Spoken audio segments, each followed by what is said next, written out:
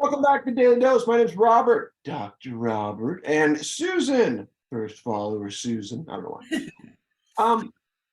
We did some nice allegory, I think, in the last looking at film representations of isolation. There's a book that does that extraordinarily well by my favorite author called Survivor Type. Fits in this whole resilience thing. It is the story of a doctor who washes up on a shore of what is barely an island, pretty much a sandbar in the middle of nowhere. Cruise ship is sunk, and he is a sole survivor as far as he could tell. Washes up with a couple bags of heroin, of which he was trying to smuggle back to the States, because he is kind of a failed doctor who got him. Well, the story doesn't say so. I should say I wrote it out further. But at any rate, the cutting to the gory end is that he lives on this island as long as he can, and the story is told via his journal. He goes insane and he eats himself. He cannibalizes himself until he dies, because there was no food. And he's trying. The question is, as he posits from his medical school days, was how long a patient will survive has to do with how the patient's will to survive, right? And he goes back to that, and he's just determined, damn the wind and everything else, I'm going to survive. And this is it's about 20 pages, but that story has always haunted me.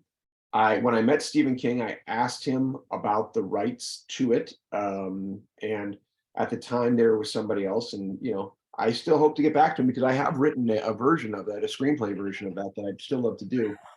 This fascinating, Wow. Why we survive. What will we go through to survive? How precious is this life that we hold? And again, what will we do? And that's an extreme example, obviously. Makes for good fiction. Well, you're spending a lot of time with a bunch of people who have a degenerative disease that can degenerate into a pretty ugly, sad, scary space. Right. Who have entertained that thought. Not necessarily through self-cannibalization, which is a new concept for me, but Oh yeah. but not one to live it out to the end. My what fits there, you may remember from the first Boys of Summer, the guy who was much later stages, John Trudeau in Detroit, what he said to my dad and what stuck with him all those years: don't let the disease eat you. That's very primal, that idea of fear of being eaten, right?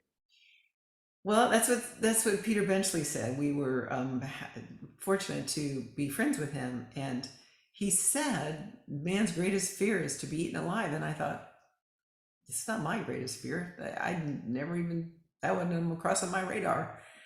Metaphorically. And so then he wrote that book and made that movie and For those who terrorized don't know, Jaws. No, Jaws. Yes, sorry. it's okay. And terrorized generations of people out of the ocean from, it's still true. And then he spent the rest of his life trying to counter that notion. Yeah, trying to walk it back. Yeah, he did. It was his life's mission after that. That's what he and his wife Wendy did. And Peter's gone now, but Wendy still does. She's on the board of Wild Aid. So anyway, off topic. Back to sharks. It's right on topic, because what's so primal and wonderfully primal about that, I think, as we're talking about, is what are the hardwired parts of our brain?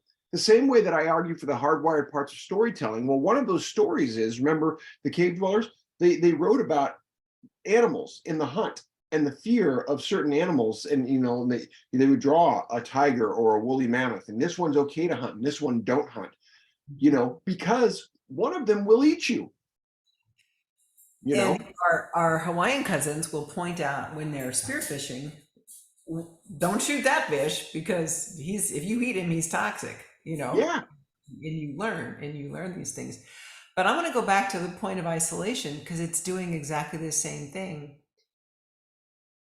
It's almost proof that we're meant to live in community, that the devastation of isolation. And when one isolates oneself, as does happen with Parkinson's, more advanced stages of Parkinson's, and even to a degree with your dad, or earlier on. And I think, well, I know your work with him, your intervening, actually made a difference in him. And he says in one of the movies, you know, I can't remember quite how he says it, but he talks about being out more or not being in as much. I can't remember quite how he said it. We're And gonna jump into that more. I wanna talk about dad. So we'll get into that in the next dose. Good job. See you in the next one. okay.